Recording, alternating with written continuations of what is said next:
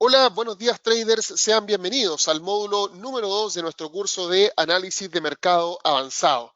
En este módulo lo que nos toca ver es análisis técnico parte 2. El día de ayer partimos con el módulo número 1, hablamos sobre análisis técnico avanzado, más que nada hicimos una introducción a lo que queremos ver, hablamos sobre cómo sacarle un poco más de partido a los osciladores clásicos, hablamos también acerca de variaciones porcentuales de cuándo el mercado puede adquirir o perder un poco de potencia. Tratamos de sacarlos un poco de lo que habitualmente hacen, que es ubicar niveles de soporte, niveles de resistencia y utilizar indicadores de fuerza y nada más. Bien, y el día de hoy vamos a intentar dar continuidad a eso, vamos a intentar hablar acerca de indicadores que seguramente no muchos utilizan, y el día de hoy el foco va a estar puesto en indicadores de volumen y en patrones armónicos. Vamos a hablar particularmente acerca de ondas de Elliott, del patrón hombro-cabeza-hombro, que son los dos que yo diría más se utilizan y en los cuales creo que vale la pena enfocarse. Hay otros que son muy exóticos y la verdad no considero que sea apropiado enseñarlos, porque ni siquiera yo he encontrado utilidad en ellos todavía. Pero por lo menos en los patrones de ondas de Elliott y en los hombro, cabeza a hombro hay un poco más de sustancia y obviamente es en lo cual me quiero enfocar el día de hoy. Ahora, antes de seguir adelante, necesito que nos detengamos por un momento en nuestro aviso de riesgo para que de ese modo sepan cuál es el alcance de la información que voy a entregar a través de este medio y luego de eso vamos a seguir avanzando. Y como siempre les quiero recordar que más allá de lo que podamos hacer a lo largo de los próximos minutos, quiero que nos pongamos en una modalidad educativa. Bien, vamos a hablar acerca de algunos ejemplos en los gráficos, vamos a hablar acerca de algunos movimientos de mercado, seguramente a varios de ustedes esos movimientos les van a resultar interesantes y van a decir, oye, ¿sabes qué? Eso podría ir a hacerlo inmediatamente al mercado y la verdad no lo recomiendo mucho porque, como siempre, nos va a faltar contexto, no vamos a hacer análisis de noticias, por ejemplo, así que mi sugerencia es que obviamente se pongan en modalidad educación y que no vayan a hacer operaciones con los ejemplos que vamos a estar haciendo en el mercado. Y por otro lado, si por ese motivo deciden hacerlo o si consideran que alguna de las ideas que estamos planteando parece apropiada, evidentemente háganlo, pero siempre considerando políticas de gestión de riesgo y sabiendo que lo que nosotros estamos ejemplificando tiene solamente el objetivo de educar y no de entregar asesoría para que puedan hacer una inversión en tiempo real. Bien, ahora, en caso de que tengan dudas, recuérdenlo, en cualquier momento durante el desarrollo del curso me van a poder hacer llegar consultas al correo electrónico clientes@inversionesytrading.com. Por otro lado, también van a estar a su disposición nuestras redes sociales. Recuerden que en nuestro canal de YouTube estamos haciendo consistentemente transmisiones en vivo. A través de Twitter, Facebook, LinkedIn e Instagram estamos anunciando cuáles son nuestros próximos cursos, cuáles son los próximos eventos que tenemos programados. Y a través de nuestro WhatsApp corporativo, el más 569 43 81 84 57, van a poder seguir en contacto con nosotros y en la página web www.inversionesytrading.com van a poder encontrar consolidada toda la información referente a nuestros cursos, programas y beneficios dependiendo de con qué broker estén operando. Ahora quiero pasar también brevemente por el temario que tengo preparado para hoy. Y como les dije anteriormente, el foco de hoy estará puesto en volumen, bien, y en patrones armónicos. Bien, vamos a hablar acerca de indicadores de volumen y de order flow, vamos a hablar acerca de ondas de Elliott, vamos a hablar acerca de patrones armónicos como el patrón hombro-cabeza-hombro y vamos a hablar acerca de ideas de cierre sobre análisis técnico avanzado para que podamos cerrar estas primeras dos partes del curso de 5 módulos de buena manera. Ahora vamos a partir con los indicadores de volumen y la verdad, en los indicadores de volumen me quiero detener por un momento porque a modo personal, históricamente siempre he sido muy crítico de los indicadores de volumen. Bien, los indicadores técnicos de volumen son llamativos, bien, porque claro, a uno en definitiva le dicen si hay una presión de volumen de compra o una presión de volumen de venta. La fortaleza que tienen es que entregan información referente al cambio en el posicionamiento o el volumen operado en el mercado y eso, claro, es lo que finalmente termina moviendo el precio. Es de gran ayuda para quienes buscan giros o para quienes buscan breakouts. En caso de que uno esté, por ejemplo, frente a una resistencia y uno ve que hay un aumento agresivo del volumen operado, uno puede tal vez especular con que va a haber un breakout, pero existe una debilidad enorme que a mí por lo menos me hace ser muy cauto a la hora de considerar indicadores de volumen. Bien, y la gran debilidad que tienen los indicadores de volumen es el origen de la información. Ya, la información en los indicadores de volumen no siempre es tan confiable como a uno le gustaría, y en algunas ocasiones la información es confiable, pero es inútil. Bien, vamos a ver algunos ejemplos y vamos a ir a darle una vuelta a el indicador de volumen neto, por ejemplo, que se puede observar en esta gráfica. Bien, entonces quiero que la vean por un momento. Bien, aquí un ejemplo de la aplicación de un indicador de volumen sobre este gráfico. Y quiero que piensen por un momento en qué cosa les llama la atención, qué les parece llamativo en este gráfico en relación a este indicador de volumen. Bien, yo aquí, por ejemplo, puedo ver que hay una pequeña tendencia bajista, puedo ver que hay algunos picos bien marcados, puedo ver además que hay algunas velas que son más volátiles que otras. Y el indicador de volumen tiene 3 puntos que particularmente a mí me llaman la atención, que son los 3 puntos en los cuales hay un volumen neto operado más alto en terreno positivo. Bien, entonces, ¿qué particularidades podemos ver aquí? Vamos a darles un poquito de ayuda. ¿Qué particularidades existen? La particularidad que existe es que en los 3 momentos en los cuales el volumen neto operado es positivo, o sea, en los cuales el volumen neto operado es positivo, el movimiento siempre fue alcista. Bien, y eso ustedes lo pueden destacar en base a lo que se puede ver aquí abajo, ¿ya? Cada vez que el mercado tocó un pico de volumen alcista, el movimiento del mercado fue alcista. Entonces, hasta ese punto, todo bien. En la situación número 1, el volumen neto operado fue de 154.601.000 euros, porque es el euro dólar. Bien, el movimiento es alcista, el mercado se mueve hacia arriba 23,8 puntos, lo cual es una volatilidad de 0,2% en un gráfico de 4 horas. Ahora, fíjense, y aquí es cuando las cosas se comienzan a desordenar un poco, fíjense en el escenario número 2, bien, en el escenario número 2, donde yo me puedo dar cuenta de que el volumen neto operado es de 132.224.000. O sea, es un volumen que es menor al volumen operado en el pico número 1. El movimiento que se genera también es alcista porque el volumen operado es positivo. Bien, más adelante por si acaso vamos a hablar acerca de este indicador de volumen para que sepan cómo se calcula el net volume. Pero por otro lado, en este escenario donde se opera un volumen alcista más bajo que en el escenario número 1, el movimiento de mercado es mucho mayor. Se mueve 53,4 puntos. Fíjense que este es un movimiento de 0,45%. En otras palabras, por menos volumen, el mercado se movió prácticamente el doble y un poquito más incluso.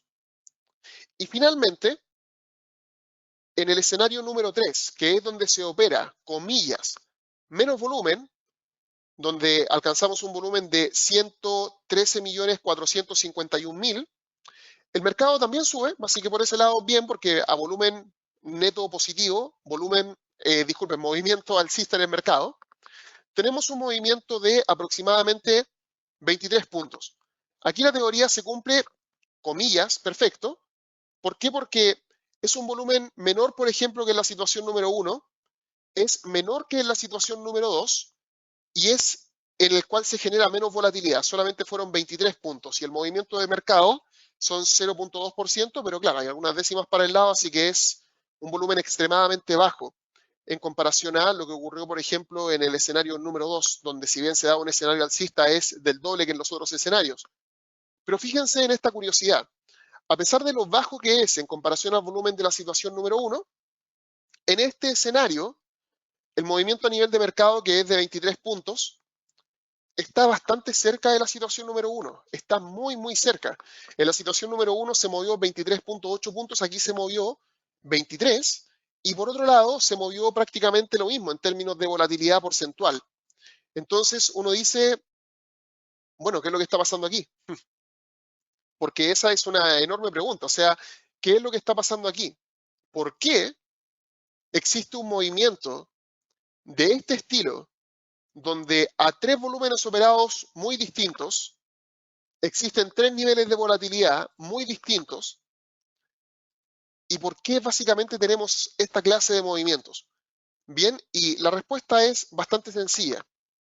Aquí yo estoy utilizando un indicador de volumen sobre el euro con respecto al dólar americano. El mercado de divisas es un mercado en el cual no existe una centralización de las operaciones. ¿Ok? En el mercado de divisas yo puedo hacer operaciones en una casa de cambio y esa casa de cambio no tiene por qué notificar la operación que yo acabo de hacer. Yo, por ejemplo, puedo convertir todo el dinero de mi cuenta bancaria en dólares. De pesos chilenos, recuerden que yo resido en Chile, a dólares. Y nadie me puede decir algo por haber hecho eso y el banco no necesariamente tiene que reportarlo. Yo, por ejemplo, puedo tomar mi sueldo y cambiarlo completamente por dólares. Y nadie me puede decir nada ni tampoco hay que reportarlo. Y al mismo tiempo, los bancos ofrecen oportunidades para poder hacer coberturas cambiarias. Los bancos hacen operaciones propias en el mercado de divisas. Los bancos, por ejemplo, ofrecen servicios de intermediación financiera y a través de ellos ingresan varias operaciones de parte de sus clientes. Y los bancos al mismo tiempo no tienen por qué reportar las operaciones que han hecho en el mercado de divisas porque son operaciones privadas, son operaciones que se hacen en un mercado descentralizado y por ende la información que entregan los indicadores de volumen en los mercados descentralizados habitualmente está muy incompleta. ¿Ok? Está muy, muy, muy incompleta. ¿Por qué? Porque, por ejemplo, esta imagen que yo utilicé para poder hacer esto lo saqué de TradingView, es una plataforma que yo considero neutra, ¿ya? Pero particularmente este gráfico, por ejemplo, es de un broker que se llama FXCM, ¿ya? Y FXCM en sus indicadores de volumen, ¿qué es lo que muestra? El volumen que pasa a través de FXCM, ¿ya? No el volumen que pasa a través de todos los brokers. Y ese problema que tiene FXCM lo tienen todos los brokers. Yo, por ejemplo, he trabajado en FXCM. Si ustedes revisan mi currículum en LinkedIn o si ya hemos tenido contacto, ustedes deben saber que yo trabajé en ese broker durante bastante tiempo. Después de eso trabajé para IG, un broker británico. Bien, y Gabriela, por ejemplo, también tuvo dentro de su experiencia la oportunidad de trabajar en AvaTrade y tengo amigos que trabajan en Admiral Markets y tengo a compañeros que han trabajado en distintos brokers. Y este problema del volumen en mercados descentralizados se repite una y otra y otra y otra y otra vez. Entonces, antes de preguntarnos por qué los indicadores de volumen no funcionan siempre o por qué no son tan certeras sus señales, en la mayoría de las ocasiones la respuesta está en el origen del instrumento bajo el cual están haciendo operaciones. Si el instrumento es descentralizado, quiero que piensen inmediatamente en que las probabilidades de que ustedes tengan un indicador confiable en sus manos es casi cero. ¿Ya? Cuando hablamos de volumen. ¿Ya? Cuando hablamos del resto no, porque el resto depende de los movimientos del precio. El volumen no depende de los movimientos del precio, más bien es al revés. Los movimientos del precio dependen del volumen. Entonces, lo primero que tenemos que hacer cuando utilizamos indicadores de volumen es preguntarnos mercado centralizado o mercado descentralizado, porque si es descentralizado, realmente no debiesen utilizar indicadores de volumen. ¿Por qué? Porque se van a encontrar con información muy parcial, información muy fraccionada, y por eso yo soy tan crítico de los indicadores de volumen, porque a veces yo veo seminarios o a veces me ha tocado ir, no sé, a reuniones con personas que saben mucho de economía, en clases incluso. Yo tengo un máster en finanzas de la Universidad de Chile, una de las escuelas de negocios buenas de Chile y Latinoamérica, y varias veces tuve enfrentamientos con algunos profesores por esta razón, porque claro, el profesor es muy académico, él está ahí metido en los libros, descarga bases de datos de precios, de volumen, y en varias ocasiones cuando vimos, por ejemplo, temas de estrategia, información e incertidumbre en temas de mercado, varios presentaron indicadores de volumen y eran del dólar con respecto al peso chileno, por ejemplo. Y el dólar con respecto al peso chileno, como es una moneda exótica, tal vez tengan indicadores de volumen un poco más confiables, por decirlo así, porque es algo un poco más controlado, no es tan global. Pero cada vez que yo preguntaba, profesor, ¿de dónde sacó esa información del volumen? Más que nada para saber cuál es la validez de la información, la gente se empezaba a trabar un poco. Entonces, hay que tener mucho ojo con las fuentes de información. ¿Cuál es mi recomendación? Consulten al broker. ¿Ya? Siempre que vayan a operar en un activo financiero, consúltenlo con su broker. Por ejemplo, FXCM, la mayoría de los instrumentos financieros que se operaban ahí en el tiempo en el cual yo trabajaba, seguramente las cosas han cambiado un poco, eran activos financieros de mercados descentralizados. O sea, yo como trabajador no hubiese confiado en mi vida en un indicador de volumen entregado por FXCM, porque eran indicadores descentralizados. Ahora, FXCM no ocultaba esa información. Si ustedes llamaban por teléfono y le consultaban a FXCM de dónde viene esta información de volumen en el euro dólar, ellos van a decir de nuestros propios servidores. Esto no representa al mercado en su totalidad. Y eso es lo que yo invito también a que hagan ustedes, a que consulten a los brokers con los cuales estén operando para asegurarse de que la información que se recibe es la apropiada. porque incluso en mercados centralizados tal vez el broker no tenga acceso a información confiable. Por ejemplo, IG, que es el broker con el cual trabajé antes de iniciar este emprendimiento, ellos sí tenían información de los mercados centralizados a los cuales ofrecían acceso. Por ejemplo, IG tiene acceso a más de 16.000 instrumentos financieros a través de su plataforma, más de 17.000 creo que iban ahora ya, y uno de los segmentos grandes que ellos ofrecían era acciones. Entonces, claro, hay algunos brokers que ofrecen acceso a información de volumen operado en acciones, pero solamente de la información que pasa a través de ellos. Pero no, IG estaba conectado directamente con los exchanges, con las bolsas, para poder obtener la información. Y, por ejemplo, IG en su plataforma, la información de los mercados centralizados, sí era información que correspondía a la información de mercado y no solamente a lo que pasaba a través de ellos. Entonces, paso número 1, antes de utilizar un indicador de volumen, pregúntenle a su broker si la información realmente es útil o es solamente información general. ¿Ya? Porque el broker no se los va a ocultar, o sea, tienen una gama enorme de indicadores técnicos para poder entretenerse y que uno, por ejemplo, tenga información limitada, porque igual no es que sean inútiles, pero es información limitada. Ustedes, por supuesto, tienen que preguntarlo primero para que no vayan a encontrarse con una sorpresa amarga como esta, donde yo no pueda hacer una correlación entre el movimiento del mercado y el volumen. Bien, entonces, ¿cuál es la solución para poder utilizar indicadores de volumen? Solución 1, utilice indicadores de volumen solo en mercados centralizados, bien, como acciones, futuros o bonos. Y la solución número 2, no los utilice como típicamente se utilizan y busque alternativas a ellos. ¿Ya? ¿Por qué? Porque ¿qué es lo que hace la gente? Habitualmente la gente lo que hace es tratar de decir, ok, a tal volumen operado, tal volatilidad voy a encontrar en el mercado. Eso no necesariamente es así. Ya créanme que hay cosas que influyen muchísimo en esto.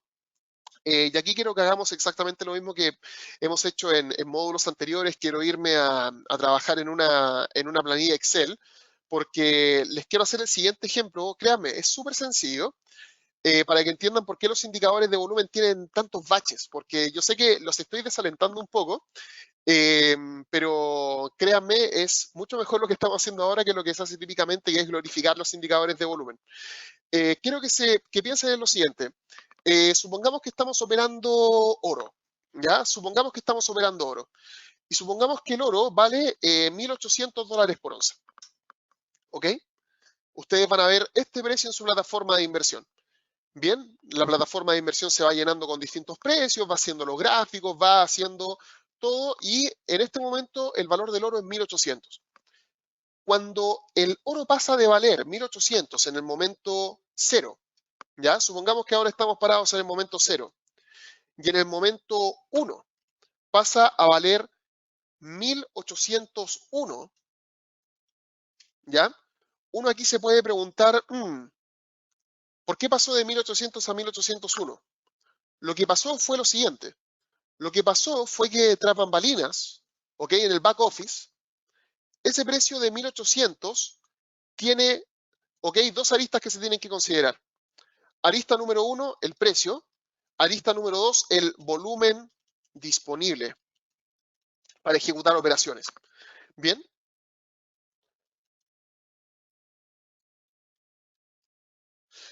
Bien, entonces aquí yo tengo esta información. Entonces tengo un precio que es 1.800 y supongamos que el volumen disponible que había después era de 100 onzas, ¿ya? Si se ejecutaban 100 onzas, entonces el precio 1.800 desaparece y aparece ¿qué precio? El 1.801 como precio siguiente. Y el 1.801 al mismo tiempo, supongamos que tiene un volumen disponible para operarse en 300 onzas, ¿ya?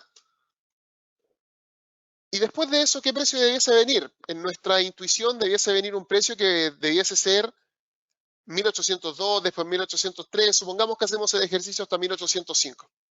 Y supongamos que aquí hay 250 onzas, que aquí hay 300 onzas, ¿ya? Que aquí hay 300 onzas, que aquí, por ejemplo, hay, ups, discúlpenme, esto es del Live Trading Room, ahí se nos fue, ¿ya? Supongamos que aquí son 250 onzas, 300 onzas, supongamos que acá tengo 500 onzas, por ejemplo, ¿ya? Y supongamos que en este último precio tengo 100 onzas de nuevo. Entonces, fíjense en lo siguiente, si esto lo vemos a nivel de volumen operado en onzas, que igual lo pueden convertir en millones de dólares, Ya, fíjense que si el precio va de 1800, que vendría siendo el precio inicial, a 1805, para poder llegar de aquí a acá, se tuvo que haber consumido todo este volumen operado. Y uno dice, ok, ¿cuánto volumen se opera? Entonces sería suma, vendría siendo todo este volumen. Bien, serían 1550 onzas. Eso es lo que se tiene que transar, por ejemplo, para llegar de 1800 a 1805. Pero el problema es que el mercado no necesariamente es así. O sea, yo he estado internamente trabajando en un broker, así que yo sé cómo funciona esto. Y los indicadores de volumen, ¿en qué cosas fallan? En que incluso si es un mercado centralizado, nada garantiza que el mercado va a seguir como este orden para poder ir aumentando o bajando de precio. Por ejemplo, podría tener un primer precio en 1800 y el segundo precio podría ser 1802 y el tercer precio podría ser 1803 y el cuarto precio podría ser 1803 y el quinto precio podría ser 1803 de nuevo y este precio que está acá podría ser 1804 y al mismo tiempo aquí, por ejemplo, podría existir una disponibilidad de 100 onzas y aquí de 50 onzas, aquí de 20 onzas, aquí de 150 onzas, aquí de 1000 onzas y aquí de 20 onzas. Entonces yo aquí, por ejemplo, ¿qué volumen operado tengo? El volumen operado que tengo es de 1340 onzas. Y esto podría ser, por ejemplo, no sé, 50. Aquí podría ser un volumen de 390 onzas, que es una quinta parte de lo que se movió el mercado, de los onzas que se operaron acá, pero el mercado avanzó un 80% de lo que avanzó acá. ¿Por qué? Porque aquí el mercado no necesariamente tiene que estar ordenado. Y de hecho la tónica es que después de un precio no venga un precio distinto. Muchas veces hay varios niveles de información, ¿ya? Y por ejemplo puede haber un 1800, un 1800, otro 1800 y otro 1800. O sea, después de que desaparece este precio, no desaparece porque realmente la próxima oferta es exactamente igual, la próxima es exactamente igual, la próxima es exactamente igual. Entonces, los indicadores de volumen, créanmelo, después de haber trabajado 8 años dentro de la industria, yo ahora soy un outsider porque ahora tengo mi propia compañía, pero es porque aprendí algo en esos 8 años trabajando como un insider, estando dentro de las operaciones. Los indicadores de volumen tienen enormes complejidades porque o tengo limitaciones de información o yo trato de hacer relaciones entre lo que se mueve el mercado con el volumen operado, cosa que no necesariamente ocurre. ¿Por qué? Porque existe un nivel 2 de información, un nivel 3 de información y un nivel 4 de información, donde los precios y los volúmenes no tienen por qué seguir una regla lineal. Pueden haber muchos proveedores de información, muchos proveedores de precios, muchos traders también en el mercado, y los precios se pueden repetir, los volúmenes se pueden repetir o tal vez no. No siguen una regla definida, sino que es netamente oferta y demanda. Si aquí, por ejemplo, somos 20 personas, por ejemplo, lo que yo podría decir es, ok, de nosotros 20, ¿cuánto están dispuestos a pagar $10.000 por un auto? Y a lo mejor 20 personas van a levantar la mano. Aquí es exactamente igual. Ya aquí uno puede decir, ok, ¿cuántas personas están dispuestas a comprar oro a 1800? Y a lo mejor van a haber 100 personas, pero también podrían ser 390 personas. No hay ningún impedimento para eso. Entonces la lectura clásica de correlacionar el movimiento del mercado con el volumen transado, desde mi punto de vista, no es lo mejor que uno puede hacer, pero sí existen algunos indicadores de volumen que sí nos pueden servir para poder establecer ciertas reglas, y aquí hay tres que particularmente me agradan, que es el indicador de volumen neto, el indicador de on-balance volume y el de VWAP, ya que les voy a explicar cómo funcionan a continuación. Entonces vamos primero con el indicador de volumen neto, que ya lo conocimos, porque es el indicador que conocimos en el ejemplo. Bien, y el indicador de volumen neto, como indica su nombre, es un indicador que se calcula en base a la diferencia que existe entre el volumen de compra y de venta. Bien, un número positivo indica que existe un volumen de compra mayor al volumen de venta.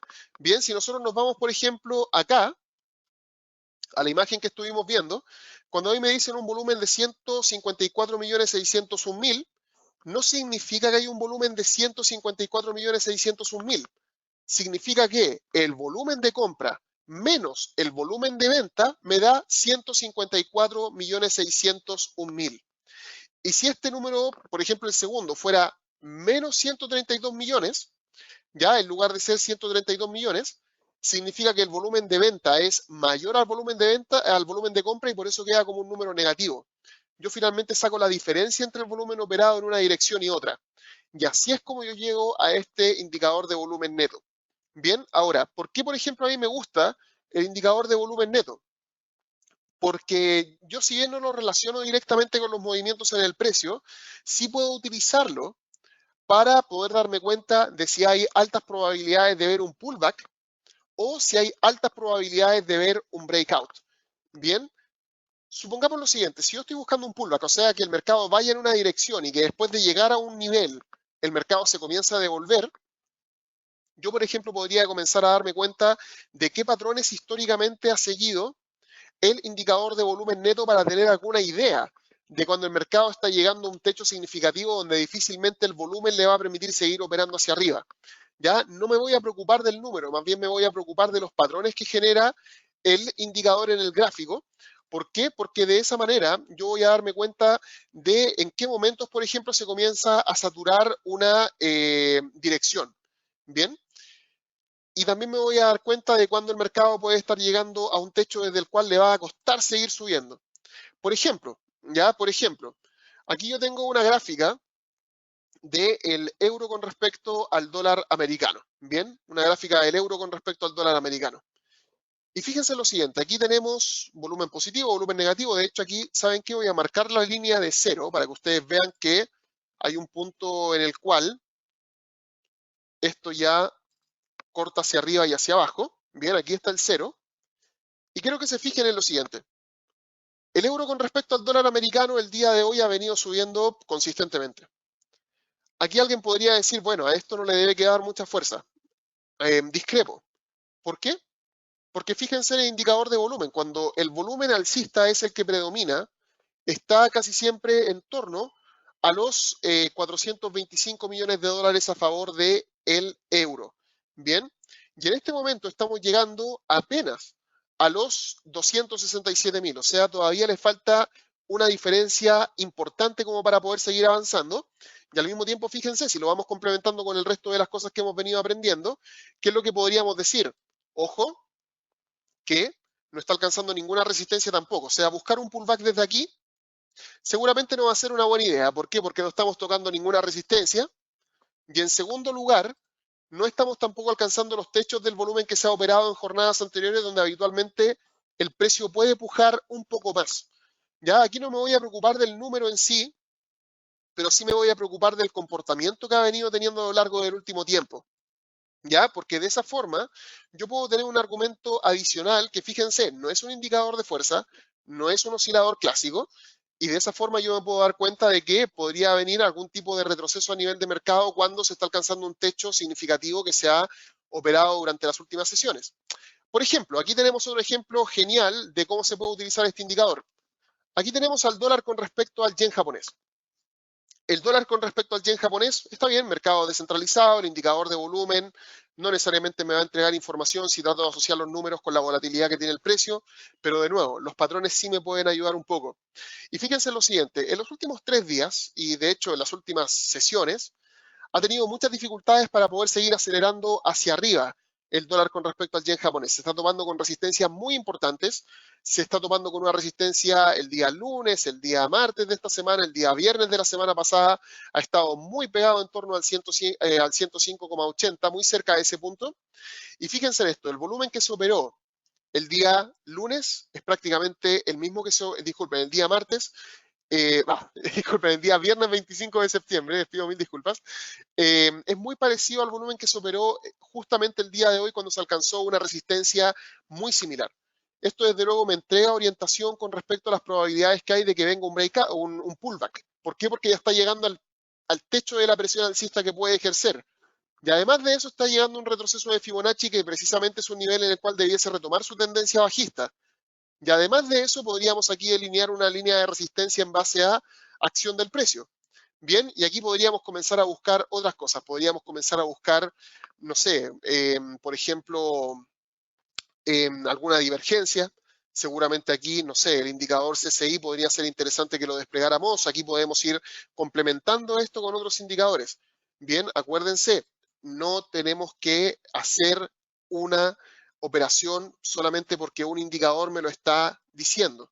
Bien, aquí no hay ninguna divergencia, de hecho los movimientos son convergentes, así que por ese lado tal vez no me pueda ayudar mucho este indicador, pero definitivamente tenemos dos. Tenemos al indicador de volumen alcanzando un techo significativo en base al comportamiento histórico que ha venido teniendo, y en segundo lugar estamos llegando a el primer retroceso de Fibonacci, retroceso de 23.6, en el cual un movimiento contratendencial podría detenerse y se podría retomar el movimiento tendencial inicial. Entonces, técnicamente hablando, ya tenemos dos argumentos como para poder ejecutar aquí una operación de venta. De nuevo, hay que, por supuesto, tratar de contrastar esto tal vez con otros indicadores más, pero fíjense cómo el indicador de volumen nos saca un poco de lo típico que hacemos con otros indicadores como los osciladores clásicos, porque aquí básicamente lo que estamos viendo es la diferencia entre el volumen de compra y el volumen de venta, y sabemos también que el dinero tiene una cantidad limitada dando vueltas por el mercado y que por lo tanto no va a haber un volumen infinito operado en una sola dirección.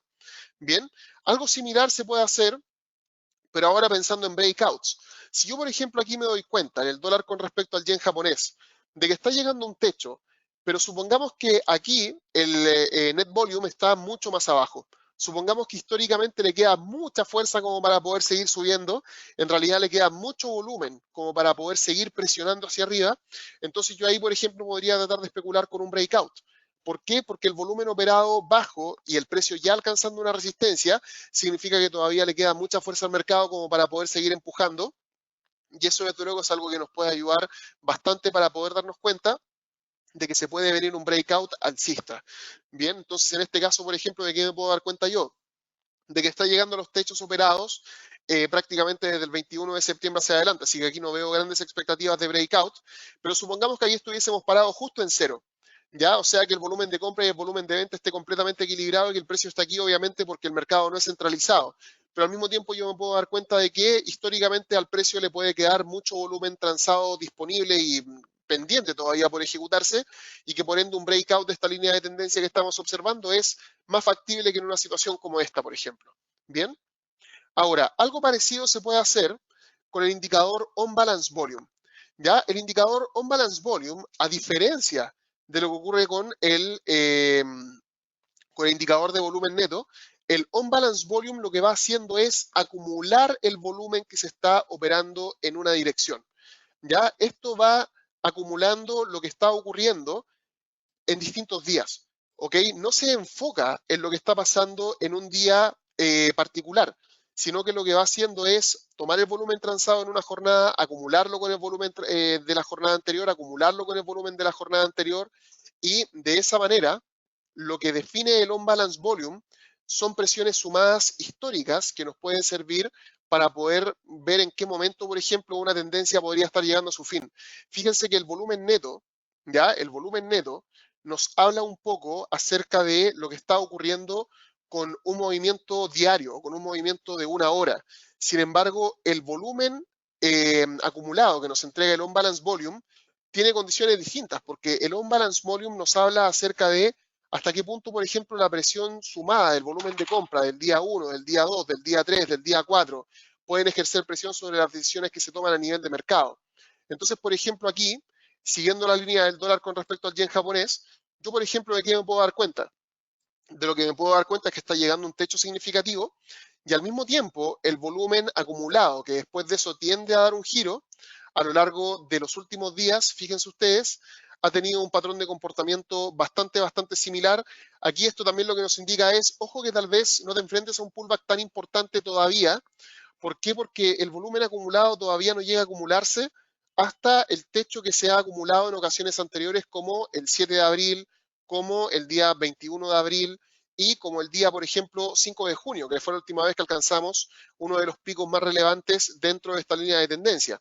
Entonces, aquí hay que tener ojo, porque el on-balance volume aquí lo que nos está diciendo es, cuidado que aquí, por ejemplo, podría tener algún alza mañana o pasado mañana, podría seguir acumulando más volumen de compra. Tal vez no es el día hoy en el cual se va a dar el pullback. ¿Por qué? Porque tal vez aún le queda algo de fuerza, con lo cual poder seguir ejerciendo presión alcista. Pero si por supuesto en los próximos días la presión alcista se sigue acumulando con baja volatilidad, tal como ha sido a lo largo de las últimas jornadas, fíjense que en las últimas jornadas el mercado no se ha movido mucho, yo podría comenzar a darme cuenta de que esto podría comenzar a llegar a este techo crítico, y si yo, por ejemplo, contrasto esto con otros indicadores, con análisis fundamental, y me doy cuenta de que hay buenas probabilidades de que caiga, bueno, el on-balance volume también va a ser un argumento adicional, pero por ejemplo, el día de hoy, a diferencia de lo que ocurre con el volumen neto, que el volumen neto sí me indica lo que está pasando en el día, el on-balance volume me está diciendo que en el acumulado podrían haber aún varios días consecutivos más de alza. Alzas pequeñas, evidentemente podría ser, o alzas significativas que finalmente terminen desencadenando un breakout. Pero, por ejemplo, ¿qué es lo que me dice el volumen neto? Me dice el día de hoy difícilmente va a seguir subiendo, pero ¿qué es lo que me dice el on-balance volume? Ojo, que antes de llegar a la zona, a la línea de tendencia que han seguido los volúmenes en el último tiempo, podríamos evidentemente tener algunos días más de acumulación alcista. Entonces, tener cuidado, ¿ok? Porque a lo mejor el día de hoy uno puede buscar un pullback, pero un pullback duradero de varios días, tal vez nos va a decepcionar un poco. ¿Por qué? Porque todavía está acumulando volumen como para poder llegar al techo que estamos viendo en esta formación. Bien, esto desde luego es aún más certero en mercados centralizados. De hecho, mi sugerencia es que siempre lo hagan en mercados centralizados. Y finalmente, el indicador de volumen de VWAP. Ya el VWAP aparece en mucha bibliografía. Bien, es el precio medio ponderado por volumen. Ya en inglés, Volume Weighted Average Price, por eso se llama VWAP. Y tal como dice su nombre, básicamente, y fíjense que el VWAP trata de solucionar el problema que nosotros estábamos comentando en el Excel. Porque en el Excel, ¿se acuerdan lo que estábamos diciendo recién? Estábamos diciendo, ojo, que el precio asociado al volumen transado no necesariamente va a ser igual un día y otro. Bien, por ejemplo, el precio medio de acá va a ser distinto al precio medio de acá. ¿Por qué? Porque claro, aquí el volumen es distinto, los precios son distintos y el VWAP soluciona ese inconveniente. El VWAP básicamente a uno lo que le dice es, yo voy a tomar el número por decirlo de alguna forma, activos que se operaron, ya que precios operaron los activos y te voy a dar un precio promedio ponderado para el día. Y vamos a ver si el mercado, por ejemplo, está dispuesto a pagar un sobreprecio en relación al precio promedio operado durante el día o por debajo del precio promedio operado durante el día. Por ejemplo, vamos a verlo acá. Yo aquí, por ejemplo, si quisiera decir, ok, ¿cuál es el precio promedio ponderado del día? Bueno, aquí lo que yo voy a tener que hacer es decir, ok, ¿cuál fue el precio promedio operado a 1800? ¿Cuál fue el promedio ponderado operado a 1801, a 1802, a 1803, 1804? ¿Cómo hago eso? Básicamente lo vamos a simplificar todo con este ejemplo que está acá. Bien, y supongamos que en $100 se compran 100 acciones. Bien, y supongamos que en 801, en 101, discúlpenme, se compran 200 acciones. Entonces yo multiplico 100 por 100, después 101 por 200. El número total de acciones operadas son 300 y yo sé que el precio medio al cual se operó el mercado durante el día es 100.66. ¿Ya? Ese es el precio promedio operado durante la jornada, tomando en consideración no solo el precio, sino tomando el volumen operado en cada precio.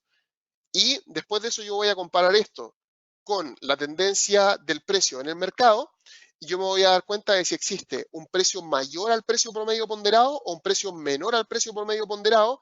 Y de nuevo, así yo me voy a dar cuenta de cuál es la propensión que existe en el mercado a pagar más por un activo financiero o menos por ese activo para saber si el mercado está realmente en una tendencia alcista o bajista. Entonces, por ejemplo, aquí yo tengo desplegado el VWAP en exactamente el mismo gráfico del dólar con respecto al yen japonés.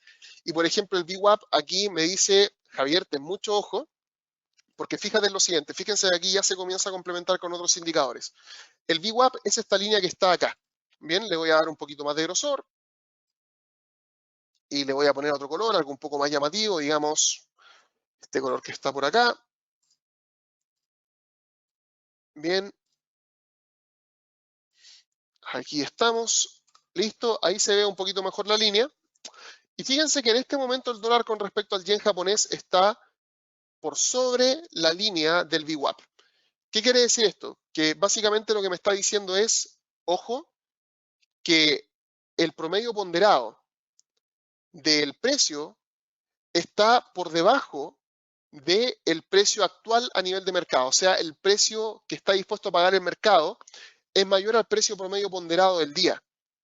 Por ende, esta es una señal de que existe una alta propensión a que en el mercado se comience una tendencia alcista. Evidentemente esto hay que contrastarlo con otros indicadores. Bien, pero definitivamente el hecho de que el precio esté operando por sobre el VWAP me entrega a mí una información importante, que es que el mercado está pagando un precio mayor al precio promedio ponderado.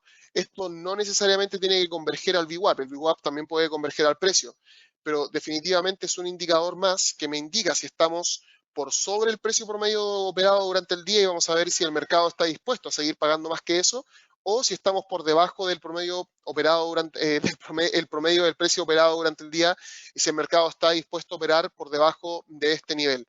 En lo personal, el VWAP no me gusta tanto como las medias móviles para definir tendencias. Hay personas que, sin embargo, lo utilizan bastante.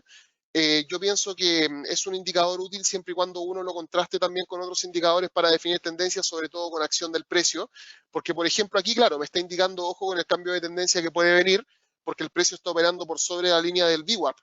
Pero al mismo tiempo yo sé que muy cerca hay una línea de tendencia, entonces a lo mejor no voy a tomar la decisión aquí, sino que le voy a dar un poco más de espacio a ver si en definitiva el mercado consigue un breakout alcista también de la línea de tendencia, pero lo mismo, es un argumento más que yo puedo utilizar y esto lo puedo ir sumando también a el on balance volume y al volumen neto para ir tomando decisiones. El que más he utilizado históricamente, a modo personal se los comento, es el on balance volume. Ya el on balance volume con los patrones que tiene en términos de largo plazo me ha ayudado muchísimo a tomar decisiones a lo largo de la historia y sobre todo a ver cuando en una tendencia se está acumulando suficiente volumen alcista o bajista como para poder identificar giros, haciendo este contraste que existe entre los patrones que ha hecho históricamente el on balance volume con los patrones que está haciendo el precio, tal vez no a nivel uno a uno, porque como les dije hay mucha información de volumen que se pierde, pero definitivamente es algo que me gusta muchísimo utilizar sobre todo cuando hago operaciones de largo plazo, porque en el largo plazo, desde luego, tener más argumentos como para poder identificar un techo, o sea que hay una presión alcista que se está comenzando a agotar o una presión bajista que se está comenzando a agotar para poder retomar un movimiento a favor de lo que yo deseo hacer, es también algo que me gusta utilizar muchísimo. Bien, ahora, otro indicador técnico que quiero ver el día de hoy, que es un indicador técnico avanzado sin absolutamente ninguna duda, es el indicador de ondas de Elliott. Bien, las ondas de Elliott son muy discutidas también. ¿Ya? El día de ayer, si se fijan los indicadores que utilicé en la clase, son indicadores que en realidad no generaban mucho debate. Los indicadores de hoy sí. Hoy acumulé todos los indicadores problemáticos para poder conversar un poco acerca del tema y realmente sacarle provecho a todo esto, porque no vengo aquí solamente a hacer análisis técnico avanzado, ya explicarles cómo funciona esto, porque para eso les entrego un manual. También lo quiero aprovechar de discutir un poco, sobre todo para poder protegerlos de Internet, que a veces venden, por ejemplo, los indicadores de volumen, como si fueran tremenda panacea, pero en realidad son al menos cuestionables y para utilizarlos hay que tener un poco de creatividad, ¿ya? Y si hay otro indicador técnico que es también muy debatido en Internet, es el de las ondas de Elliot. ¿Ya? El patrón de ondas de Elliot es el resultado de una investigación de Ralph Nelson Elliot entre los años 1920 y 1930. En ese tiempo no existía de partida no existían computadores, ya como los de ahora, y eso ya hacía que las cosas fueran extremadamente complicadas en los mercados financieros. ¿Ok? De hecho, la crisis del 29 en buena parte fue originada en el desconocimiento que había sobre ciertos fenómenos en el mercado y, por ejemplo, la crisis subprime del año 2008, en buena medida se amortiguó la caída que pudo haber tenido la economía real gracias al aprendizaje que se generó del 1929 y la caída que tuvo la bolsa. Ya algo aprendimos de eso. Pero en ese tiempo todavía no existía un conocimiento acabado sobre ciertos fenómenos a nivel de mercado y Elliot básicamente lo que dijo fue, ¿sabes qué? El mercado no es tan desordenado y tan desorganizado como todos creen. El mercado tiene patrones que se deben repetir en términos de largo plazo y yo los voy a ordenar. Bien, y Elliot dio origen a las ondas de Elliot. Bien, Elliot básicamente lo que dijo es el mercado se mueve de manera fractal. Yo no sé si ustedes saben lo que es un fractal, ya, pero para que se hagan una pequeña idea, voy a buscar fractal en Google, porque igual es bueno explicar esto. ¿Ya? Un fractal es básicamente una figura como esta, por ejemplo. Una figura que se repite una y otra y otra y otra vez y que básicamente lo que genera es una figura más grande compuesta por sí misma en versiones más pequeñas. Eso es un fractal. Entonces, cuando Elliot dice el mercado se mueve en base a patrones fractales, lo que él dice es hay un patrón que se repite una y otra vez, y se repite tantas veces que finalmente nos termina dando el patrón general de movimiento de mercado. Y él dijo, el mercado está formado por ondas, por 5 ondas principales, 3 ondas correctivas. Existe una onda impulsiva a nivel de mercado que es la que da, por decirlo de alguna forma, el puntapié inicial a todo el patrón que viene después. Y esto es parte de un patrón más grande y a la vez este patrón grande es parte de un patrón aún más grande. Bien, y existen distintos ciclos que se pueden ordenar dentro de este ciclo de 5 ondas y después de 3 ondas correctivas. O sea, 5 ondas principales y después 3 ondas que son un poquito más chiquitas que en base a ciertos análisis se pueden identificar dentro del mercado. ¿Por qué es tan debatible el tema de los ciclos de ondas de Elliott? Básicamente es debatible porque es muy artístico, ya a mí por lo menos y a los traders en general. Por eso a los traders en general les gusta tanto, por ejemplo, el RSI, el MACD, el estocástico, el CCI, porque básicamente te dicen lo siguiente, te dicen, mira, ¿ves esta línea que está por acá? Sí, sí la veo. Cuando esta línea cruce para arriba, aquí tienes que comprar, ¿ok? Ok. Ahí no hay arte, ahí no hay absolutamente nada. Los traders tienden a sentirse atraídos por ese tipo de indicadores técnicos donde en realidad la señal es bastante directa. Las ondas de Elliott son cualquier cosa menos directa. Ya las ondas de Elliott son, de nuevo, extremadamente artísticas. No necesariamente son fáciles de encontrar. Hay gente que es súper fan de las ondas de Elliott. Yo, al igual que con los indicadores de volumen, tengo mis reservas. De hecho, para los que me conocen, jamás en mi vida me han visto utilizar una onda de Elliott. Pero de todas maneras puedo explicarles cómo funciona, cosa que ustedes puedan encontrar su propio camino y si sienten que es algo que les acomoda, la puedan utilizar también. ¿Ya? Pero las ondas de Elliott se ven más o menos así. ¿Ya? Estas son las ondas de Elliott. Una onda 1, que es la que da inicio a una serie de hechos que vienen después. Una onda 2, que es una pequeña corrección de la onda 1. Aquí después esto lo vamos a mezclar con Fibonacci también, porque muchas personas cuando detectan, por ejemplo, una posible onda 1, ¿cómo saben si están frente a una onda 1 y a una onda 2? Porque a la onda 1 le ponen un retroceso de Fibonacci, el retroceso de Fibonacci pone algunos niveles y la onda 2 tiende a generar este patrón correctivo hasta cierto nivel del retroceso de Fibonacci. Después de eso viene la onda 3, que es la onda más grande, la onda más significativa dentro de todo el ciclo. Después viene otro patrón correctivo que vendría siendo la onda 4, que tiene que cumplir con el requisito de no llegar hasta el máximo de la onda 1. Y después de eso viene la onda 5, que no es más larga que la onda 3. Y después de eso viene la formación A, B y C, que vendrían siendo patrones correctivos donde ya estamos abandonando este patrón de 5 ondas inicial. Y al mismo tiempo, si yo, por ejemplo, bajo a marcos de tiempo más pequeños, me voy a dar cuenta de que la onda 1 también son ondas de 1 al 5, que la onda 3 también son ondas de 1 al 5, que la onda 5 también son ondas de 1 al 5 y así sucesivamente. ¿Por qué? Porque acuérdense que lo que postula Elliott es que el mercado se mueve de manera fractal y por lo tanto estas 5 ondas grandes y estas 3 ondas correctivas básicamente son el resultado de 5 ondas más pequeñas y 3 correctivas y de 5 ondas más pequeñas y 3 correctivas y así sucesivamente y esto se va formando en términos de largo plazo. Bien, ahora, las ondas de Elliott tienen que cumplir ciertas reglas como se los comentaba anteriormente. ¿Cómo yo compruebo, por ejemplo, a todo esto, una cosa, antes de seguir avanzando? Toda esta cosa de la onda de Elliott, todo este patrón que uno tiende a buscar, es para hacer solo una cosa. ¿Cuál cosa es? Encontrar la onda 3, ¿ya? Porque esta es la onda más pronunciada de la tendencia. Ustedes tienen que fijarse que el sueño de una persona que busca ondas de Elliott es encontrar la onda 1 y la onda 2, porque después de eso viene la onda 3. Y después lo que pase de aquí para adelante ya da igual, porque la onda 3 es la más grande. Entonces, eso es lo más buscado. Cuando uno, por ejemplo, se compra el boleto de lotería, uno quiere el premio mayor, uno no quiere el típico premio de estuviste a punto de acertar, te ganaste $20. Yo no me lo compro para eso, ¿ya? Yo me lo compro para ganarme el premio mayor y si me gano $20 porque estuve a punto de acertar, bien, pero no es tan significativo realmente.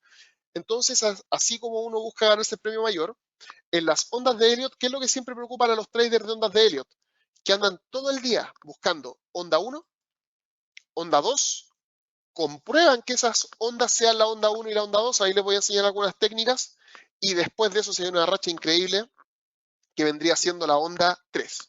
Bien, entonces, ¿cómo encuentran la onda 1 y la onda 2?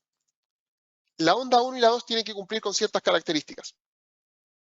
Primero que todo, la onda 2 no puede retroceder el 100% de la onda 1.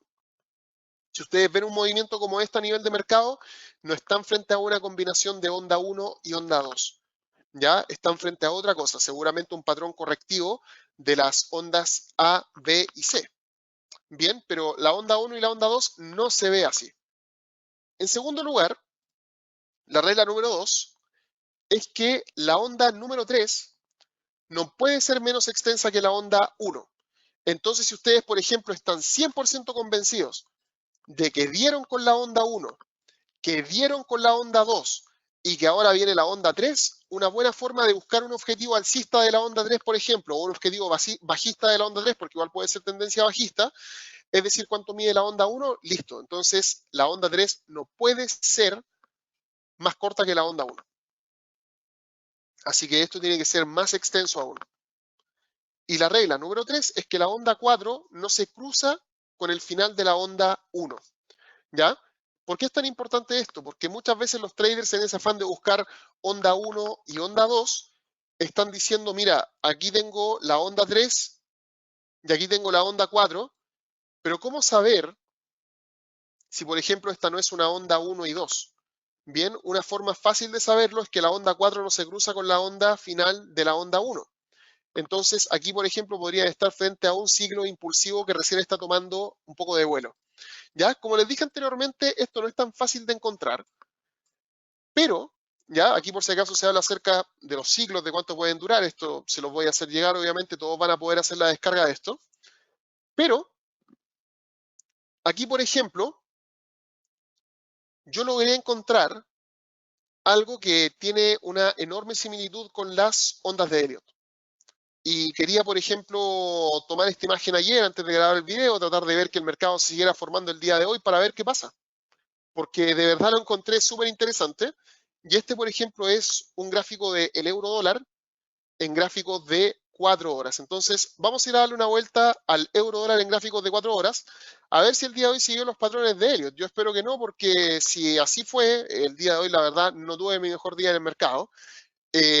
Así que espero realmente que no haya sido así, porque si fue así, entonces tenía la respuesta en la mano y no la utilicé. Bien, entonces vamos a ir al gráfico del euro con respecto al dólar americano, vamos a quitar absolutamente todos los indicadores y nos vamos a quedar solamente con esto. Bien, solamente nos vamos a quedar con esto. Y fíjense lo siguiente, yo por ejemplo, el día de ayer cuando yo veía el mercado, yo decía, mira, ¿sabes qué? Yo podría decir que el movimiento de inicios de septiembre era una onda 1, ¿ya? Entonces vamos a inicios de septiembre, esta es una onda 1,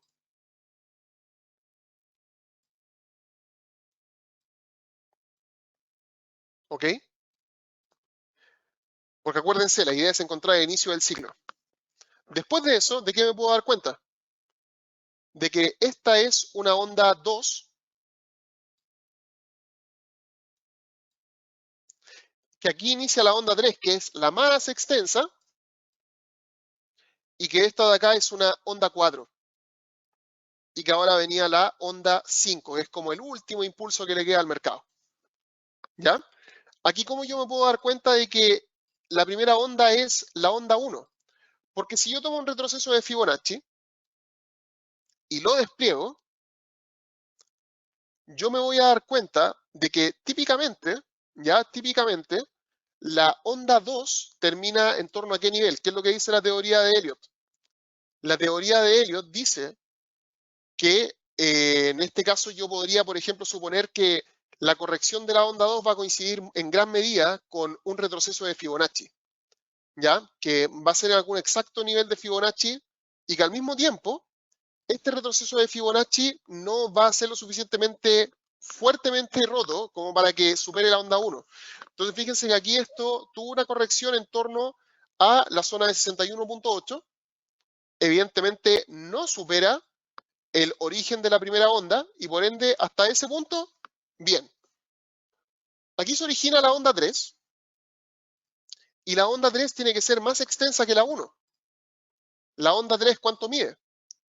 La onda 3, si consideramos el máximo que está acá, y consideramos hasta dónde hipotéticamente llegó la onda 3, es una caída de 304 puntos. ¿Cuánto fue la onda 1? La onda 1 fue de aproximadamente 255, o sea, hasta aquí la onda 3 está cumpliendo con esta condición. ¿Y qué es lo que yo decía ayer? Ojito, ojito, que aquí podría haber alguna corrección alcista, ya adicional, que vendría siendo la onda 4 y después de eso se va a originar la onda 5. Y el día de hoy, el mercado, ¿qué fue lo que hizo? Efectivamente, el desgraciado lo que hizo fue subir. O sea, en realidad las ondas de Elliott aquí tan perdidas no estaban. Pero aquí esto tiene que pasar una prueba de fuego. ¿Cuál es la prueba de fuego?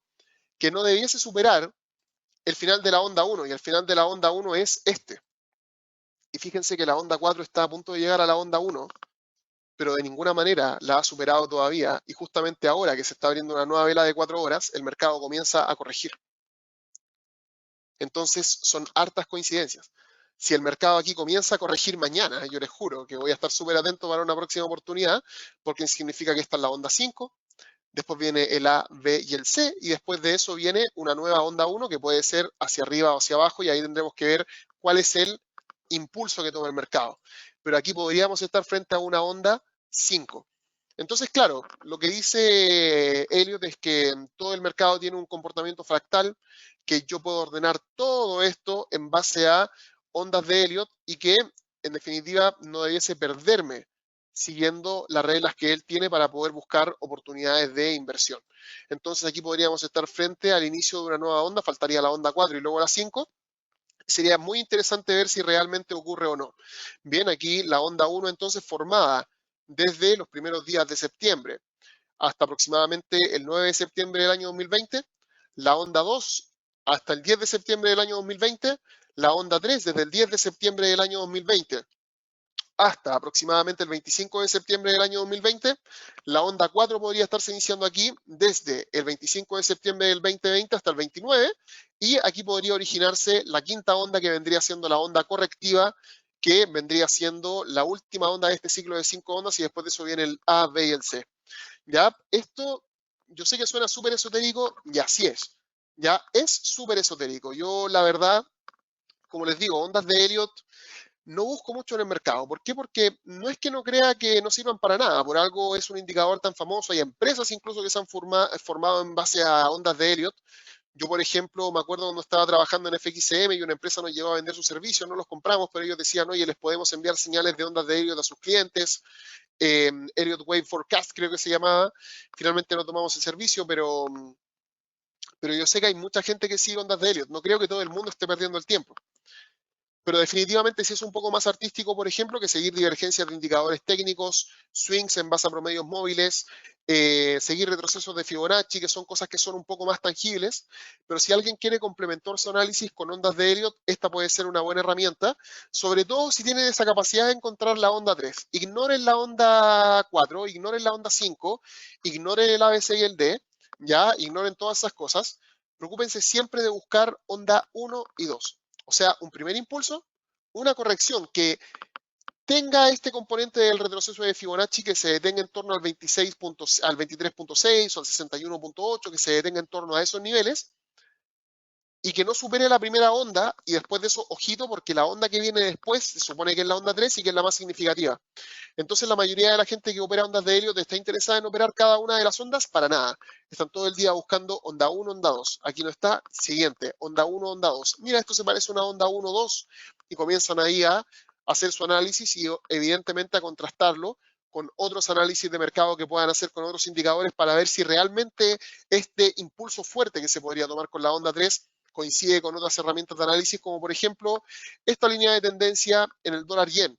¿Ya? Si esa, por ejemplo, fuese una onda 3 que va a experimentar una caída fuerte, si me doy cuenta de que esta corrección alcista es una onda 1, si me doy cuenta además de que el on-balance volume está marcándome un techo en ese nivel, si me estoy dando cuenta de que el indicador de volumen neto también me está marcando un techo en torno a ese nivel, si me doy cuenta de que el VWAP se corta para abajo, si me doy cuenta de que al mismo tiempo se está alcanzando un retroceso de Fibonacci que me marca el punto en el cual el mercado podría retomar la tendencia bajista, si me doy cuenta de que algunos osciladores clásicos están viendo alguna divergencia, si me doy cuenta de que hay swings de corto plazo en base a medias móviles, ya el encontrar la onda 1 y 2 puede ayudarme, por supuesto, como un argumento más para decir, ok, este movimiento podría ser fuerte porque aquí se está originando la onda número 3. Bien, y finalmente, el último tema que quería ver el día de hoy era de patrones armónicos, porque las ondas de Elliot son patrones armónicos, ¿ok? Los patrones armónicos son estas figuras que va, esta huella que nos va dejando el precio. Yo podría haber hecho el día de hoy dos grandes clasificaciones. Por un lado, la clasificación de los indicadores de volumen y por el otro lado, la clasificación de los patrones armónicos y entre ellos poner las ondas de Elliot, pero en realidad las ondas de Elliot las quise poner por sí solas. Yo el problema que tengo con los patrones armónicos, como les digo, para hoy me guardé, pero todas las cosas que en mi mente generan debate, el problema que tengo con los patrones armónicos es que en general los patrones armónicos también, al igual que las ondas de Elliot, son muy esotéricos, ya son cosas que dependen mucho de la imaginación del trader y en realidad cuando las cosas quedan a la imaginación el desorden es tremendo porque la persona que anda viendo ondas de Elliot, hay incluso algunos memes, estas fotos chistosas que aparecen en internet donde muestran a un trader mirando el horizonte y se ven montañas en el fondo y él dice, ah, mira, esa montaña va a crecer porque ahí viene la onda 3. Entonces, así de loco se pueden volver cuando siguen solamente patrones armónicos, ¿ok? Y como les digo, patrones armónicos hay de sobra, desde mariposas hasta cangrejos y un montón de cosas más que yo de verdad, sentido teórico, no le veo mucho. Pero si ustedes, por ejemplo, van a prácticamente cualquier plataforma de inversión, se van a encontrar con cosas como estas, por ejemplo. El patrón Cypher, que es así y así y así.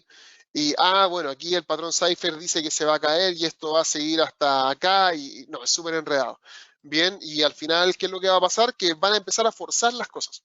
Van a empezar a forzar que aparezca el patrón Cypher. Van a empezar a presionar porque aparezca el patrón ABCD. Van a presionar porque aparezca el Butterfly. Van a presionar porque aparezca cualquier cosa. ¿Ya? Entonces, en mi afán de tener esta locura, de tener el esoterismo que ojalá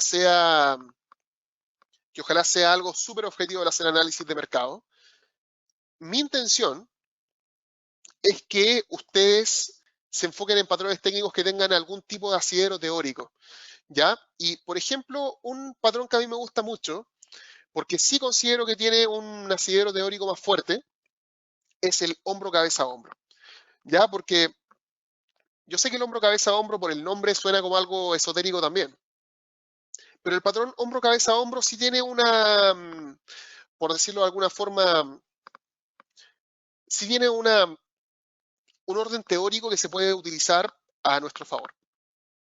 El patrón hombro, cabeza, hombro, para que quitemos el nombre de por medio que a veces distrae un poco, básicamente lo que te está diciendo es, tú vas a tener un movimiento alcista inicial o bajista, porque al final esto puede ser para abajo también, ya puede ser un patrón hombro, cabeza, hombro así, donde este es un hombro, cabeza, hombro, ya puede ser invertido también.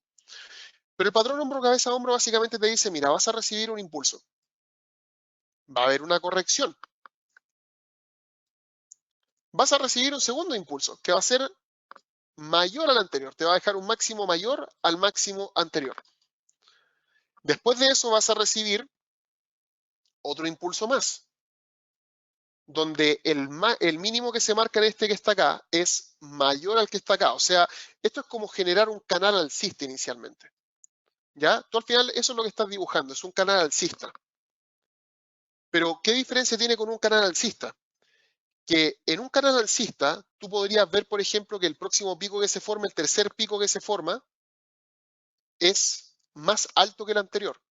Si tú estás en un canal alcista, por ejemplo, lo que debiese pasar es que tienes este primer movimiento, este segundo movimiento, y después de eso, este tercer movimiento que te lleva acá arriba de nuevo. Pero el patrón hombro, cabeza, hombro lo que dice es, no, tienes este máximo, un máximo más alto, pero el máximo siguiente ya te marca cierto patrón correctivo. ¿Por qué? Porque no te deja seguir haciendo picos más altos. Ahora, este igual podría ser una corrección que te podría llevar simplemente a este soporte y después de eso el mercado podría rebotar de nuevo hacia arriba, no hay ningún problema. Pero, ¿qué es lo que postula el patrón hombro, cabeza, hombro? Lo que te dice es, ojo, que esta es una alerta. ¿Por qué? Porque el mercado ya no viene pujando hacia arriba con tanta convicción. Aquí lo hizo con una convicción alta, aquí con una convicción aún más alta, pero aquí ya la tercera vez lo hizo con mucho menos ánimo, o sea, hay menos volumen alcista comprometido en esta operación, y por lo tanto, la próxima vez que el precio se vaya al soporte, bien, que este soporte se puede formar con los mínimos que se hicieron con el primer hombro y con los mínimos que se hicieron desde la cabeza hasta el segundo hombro, o sea, con estas dos correcciones que hay dentro de la formación, que esto se llama cuello, se llama neckline, y decir, ¿por qué no hacemos una pequeña apuesta? ¿Cuál es esa pequeña apuesta? Yo voy a hacer la apuesta de que en lugar aquí de seguir corrigiendo hacia arriba, basado en el hombro, cabeza, hombro, yo voy a apostar aquí porque va a haber un breakout. Como siempre digo, no vayan derechamente a vender. Pongan una orden de entrada acá abajo. Decir, oye, veo un hombro, cabeza, hombro. Veo que hay una primera presión alcista fuerte, una segunda que también es fuerte, pero una tercera que ya es más débil. Y por ende lo que voy a hacer es lo siguiente. Voy a buscar un breakout del canal la próxima vez que el precio llegue al soporte. Porque tiene mucho sentido práctico. Lo que tiene el segundo hombro es que básicamente lo que te muestra es un agotamiento de la presión alcista. Por eso el mercado sube, pues vuelve a subir más fuerte, la tercera subida ya es más débil. Entonces aquí la línea de cuello que vendría siendo el soporte es el que básicamente se puede utilizar para poder buscar un breakout. ¿Por qué? Porque el segundo hombro lo que te muestra es que la tendencia alcista está comenzando a sufrir un agotamiento importante. De habitualmente la caída, ¿a qué se tiende a parecer? A la distancia entre el máximo de la cabeza y el neckline. O sea, esta línea que está acá se parece mucho a la caída. Esto es lo mínimo que yo le podría exigir al mercado una vez que se rompa la línea de cuello. Y esto, por supuesto, es algo que se puede utilizar también como un patrón de agotamiento de una tendencia alcista. Y esto es lo que quería ver junto a ustedes en el módulo número 2. Como ustedes pueden apreciar en el módulo número 1, vimos muchos indicadores técnicos que son muy directos, ¿ya? Retrocesos de Fibonacci, los osciladores clásicos con esta lectura de divergencia súper interesantes ambos, y los indicadores de volatilidad para saber cuándo el mercado está comenzando a agotar su movimiento o cuándo todavía le queda fuerza para poder seguir avanzando. El día de hoy ya comenzamos a ver indicadores que son un poco más debatibles. Como les digo, esto lo tienen que conocer igual porque es algo que se repite mucho en la literatura y es bueno también que ustedes tengan su opinión con respecto a esto. Por eso no solamente me gusta enseñar cosas que son directas, sino que también cosas que generan un poco de debate. Yo personalmente conozco la teoría de Elliott, no la utilizo mucho en la práctica. Conozco la teoría del hombro, cabeza, hombro, sí la utilizo en la práctica, pero cuando me lo encuentro, porque andar buscando hombro, cabeza, hombro todo el día es un poco difícil. Y los indicadores de volumen los utilizo, pero siempre teniendo mucho cuidado de en qué activo lo estás haciendo, cuál es la fuente de información, porque no vaya a ser cosa que los que utilicen sean básicamente indicadores obsoletos. Bien, entonces ahora ya por lo menos van a poder generar una opinión en base a ondas de Elliott y hombro, cabeza, hombro, también de los indicadores de volumen, utilizarlo con recaudo.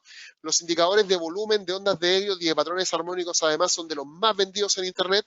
Ya se acaban de dar cuenta de que no son tan fáciles, ¿ok? La gente que dice, no, puros patrones armónicos, puros hombros, cabeza, hombro todo el día, puras ondas de Elliott todo el día, es súper difícil. O la gente que dice, no, yo opero con puros indicadores de volumen. ¿En qué? En euro dólar. Cuélguenle el teléfono inmediatamente porque en realidad no hay ningún indicador de volumen que sirva en el euro dólar para poder operarlo de forma independiente, es simplemente una herramienta más de decisión, ¿ya? Ahora, con respecto a qué es lo que se viene en el módulo número 3, en el módulo número 3 vamos a comenzar a dar un giro hacia la parte fundamental. Vamos a hablar acerca de análisis fundamental avanzado, primera parte, después viene la segunda, después de eso una combinación de todo lo que hemos hecho hasta ahora. Ya vamos a hablar acerca de análisis fundamental, porque es más que el calendario económico. Vamos a hablar acerca de ciclos económicos y vamos a hablar cómo influye la política monetaria en la tendencia del mercado por medio de ejemplos de lo que ha pasado históricamente con inyecciones de liquidez, con money supply, con tasas de interés negativas, con curvas de tasas de interés de largo plazo y su efecto en el corto plazo. Y vamos a seguir ahora conversando acerca de análisis fundamental un poco más avanzado. Así que espero que con estas primeras dos sesiones de análisis técnico hayan podido abrir un poco más su mente sobre cómo le pueden sacar partido a la información de los gráficos, que no solamente sean soportes y resistencias, hay volatilidad, hay patrones de volumen, patrones de velas, hay ciclos que se repiten en el tiempo, hay patrones divergentes, hay muchas cosas que se pueden hacer y mañana voy a intentar hacer exactamente lo mismo con el módulo número 3, tratar de abrir un poco su mente con respecto a cómo es la parte noticiosa y no solamente ver si en una noticia el dato superó o estuvo por debajo de las expectativas del mercado. Así que espero que tengan una gran jornada. Muchas gracias por haberme acompañado en este módulo número 2 y nos vemos en el módulo número 3. Hasta luego.